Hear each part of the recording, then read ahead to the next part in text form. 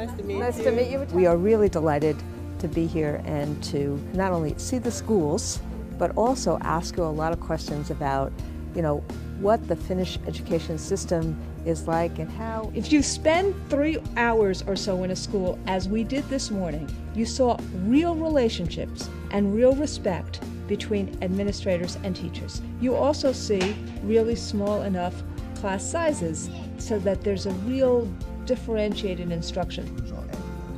So all the things that we say are important in terms of instruction for kids, not simply having a teacher in a classroom, not simply having a smart board or books, the wraparound services starting with daycare facilities and early childhood.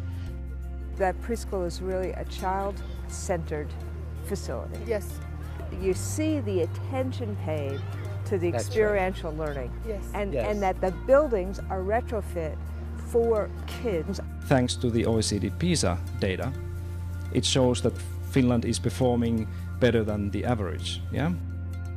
We have been passing everybody else. What did we do to make this possible? Our policy of teachers is again very different to many other countries. First of all, we insist that every teacher in Finnish school has to have master's degree. All the Finnish teachers have to be treated like professionals. When people ask me that how do you know in Finland that your students are learning in a school? And I always say that ask the teachers, they know. Just like you ask the medical doctor if he or she thinks that the patients are doing well. Working as a teacher in Finland, it's really something nice. And when we get the appreciation for our work, that's even better. Teachers are appreciated in this country. You feel it? Yeah, I do. Alexander? I think it's a general atmosphere that teachers are valued and the profession is appreciated in all society, and we have a good education to become a teacher. Teachers' professionalism means something. You see it in the school, you see that it's real. But what the teachers also talked about was the pride that the community has in its teaching force. And you could see it in terms of the pride that the kids had in their teachers, as well as the confidence that the teachers had when you walked into their classrooms. So this is my main subject, psychology. We are trying this book in two different schools. Wow. This class and a school quite near Vaasa. One teacher in particular was talking about a new textbook and had called the publishing company about it, and they were changing it based upon what her suggestions were. So that just blew me away, because here she was talking as if this happens every day.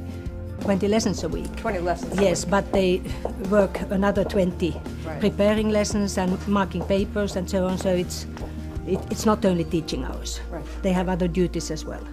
The number of teaching hours, there's almost a 50% difference between the teachers in Finland and in the United States. What are they doing when your teachers are sweating in the classrooms? They're working on their curriculum development, they're working with parents or consulting students or so on. But if they don't have an own classroom, then they can also working here, and then they have some spaces. This is so different than in the United States, where teachers actually have their own office space, they have their own lockers, they have computers here, they have phones here. There's a professionalism about this that you just never see for teachers in the United States.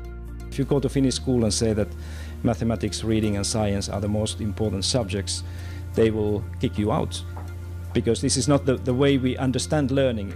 You saw the integration in terms of content areas, whether it be cooking and art and music and industrial arts and calculus and literacy. And you saw the integration between technology, human interaction, and textbooks.